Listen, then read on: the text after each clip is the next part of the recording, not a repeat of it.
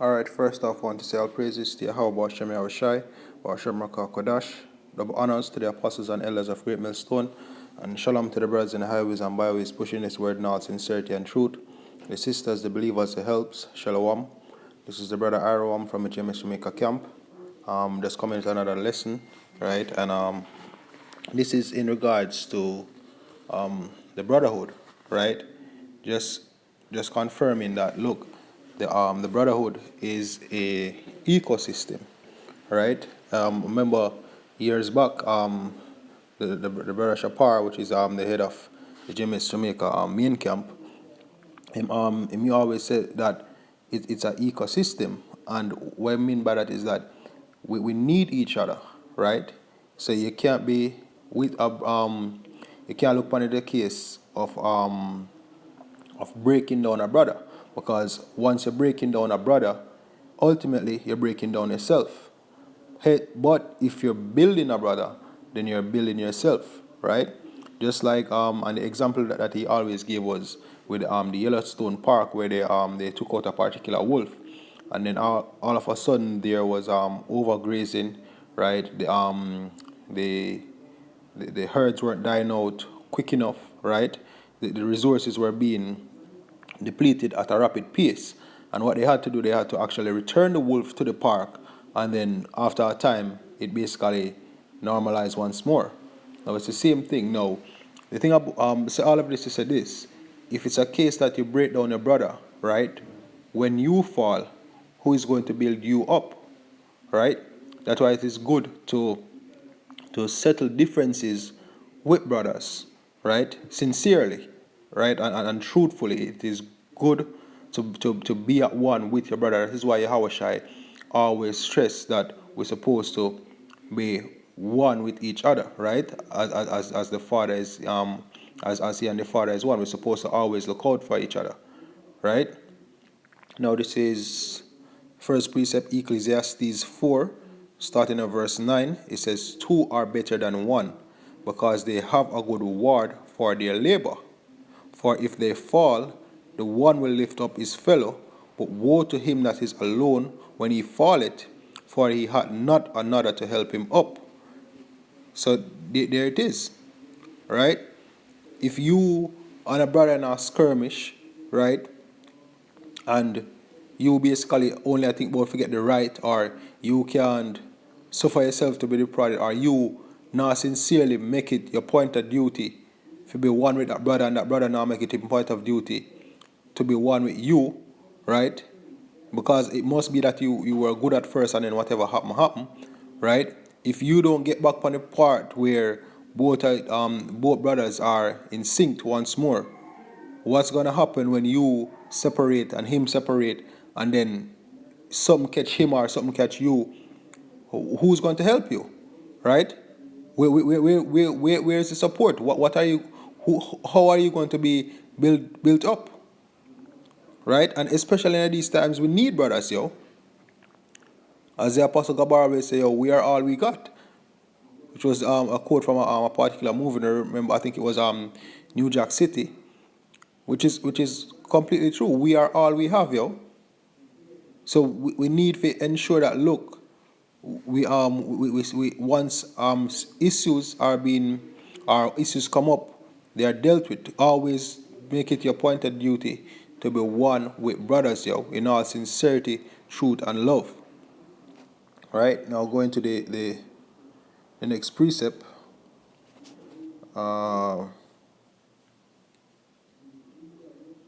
This is James 5, verse 19. It says, brethren, if any of you do err from the truth, and one convert him, let him know that he which converteth the sinner from the error of his way shall save a soul from death, and shall hide a multitude of sins. And this is what we want to do, yo. This is why we reprove, we correct, we exhort, and we teach brothers, right? This is how we build up brothers, right? Now, if you reprove a brother, ensure that you reprove, even if you have to give him a harsh reproof, ensure that that reproof has been done with all sincerity and truth, to ensure that he's back on the path, and not of a case of you just going all out. Oh, yeah, brother. No, because as we know, there's a reproof that is comely and a reproof that is not comely. But ensure that whatever form the reproof come into, it comes off from a sincere, and don't reprove a brother in a so-called meekness when really and truly you just do it just to seem humble, right? It has to be done sincerely, and it's supposed to work for build up brothers. Because as we read it again, verse 20, it says, "Let him know that he which converted the sinner from the error of his way shall save a soul from death and shall hide a multitude of sins."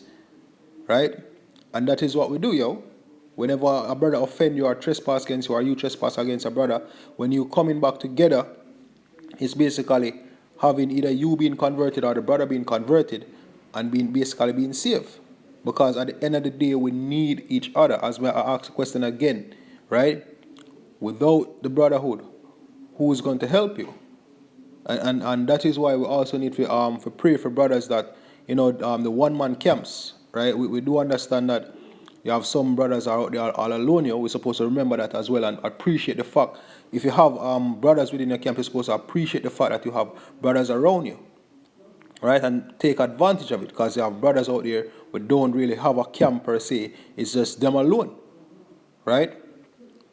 Hey, sometimes I can't imagine not having the brothers, yo. The amount of shit we go through in this world. This outside we have the scriptures and also we have the brothers. This is our rest. This is how we balance. This is our support system. Right? Next precept. Still getting familiar with this app. Right. This is 1 Corinthians 12, starting at verse 22. It says, "Nay, much more those members of the body which seem to be more feeble are necessary." Right? So at the end of the day, you have weak brothers, you have strong brothers, and sometimes when a brother go off, it might be that he's at his weakest point, right? But in the mean that you're supposed to just cast them aside, or you're supposed to want for you and a brother split ways here. You're supposed to pray for the best ability where things go back to peace. And we do understand that you have at times where a split happens. So, like for example, Paul and Barnabas, right? But nonetheless, even though they part ways, it wasn't any malice intentions. It's just that they had a small disagreement and they decided, say, look, me I go left, you are go right. And that was that, right? Because if you really think about it, I'm sure if Paul and German him send out to Paul for help, to Barnabas for help, Barnabas would have helped him.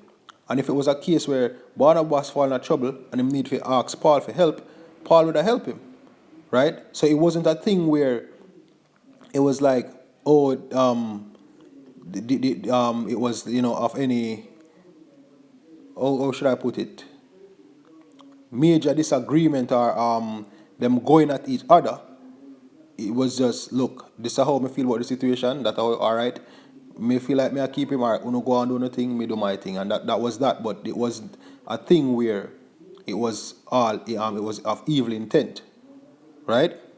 Verse 22 again says, "Nay, much more those members of the body which seem to be more feeble are necessary, and those members of the body which we think to be least honorable, upon these we bestow more abundant honor, and our uncomely parts have more abundant comeliness." Exactly, because even though a brother might always a mess up, if he's sincere, you keep him, yo.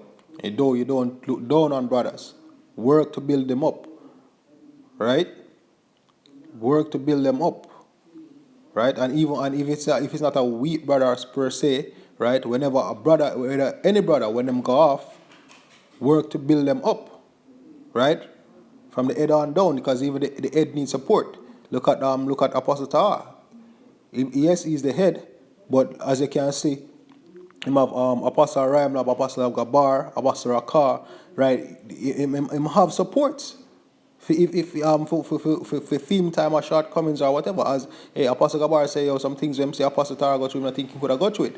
But guess what? At least they have each other, right? In regards to close proximity, right? Where they depend on each other. And that is why you can see the love where them have for each other and the love where them have towards the ministry. And that is how we're supposed to basically operate in love towards each other, right?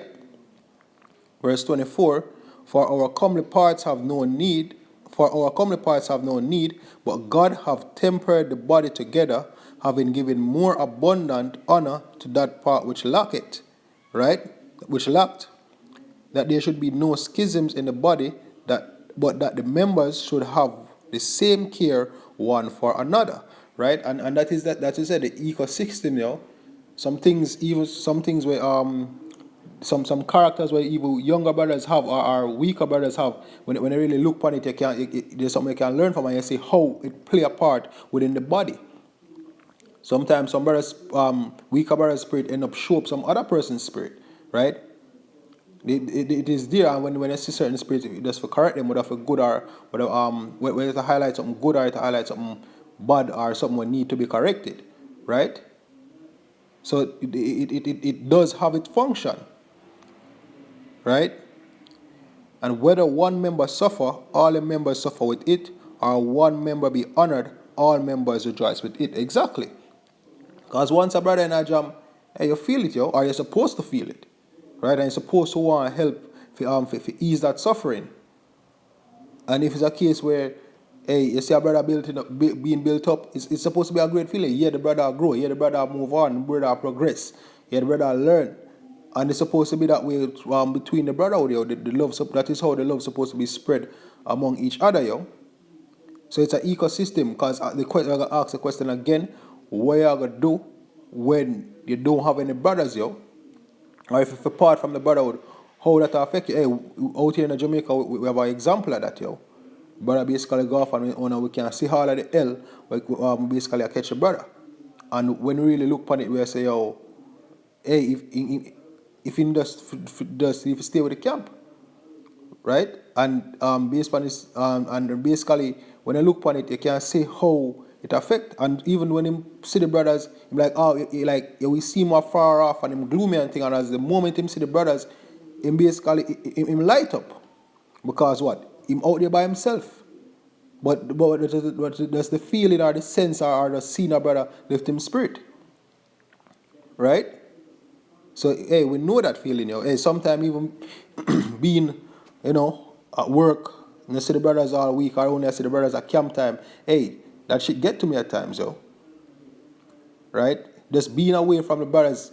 Hey, originally was in the Portland camp. When we go over to Portland and see the brothers, joyous feeling, So hey, the brotherhood is very important. It's an ecosystem. We really depend upon each other, Verse 27, now ye are the body of Yahweh Shai Mashiach, and members in particular, right?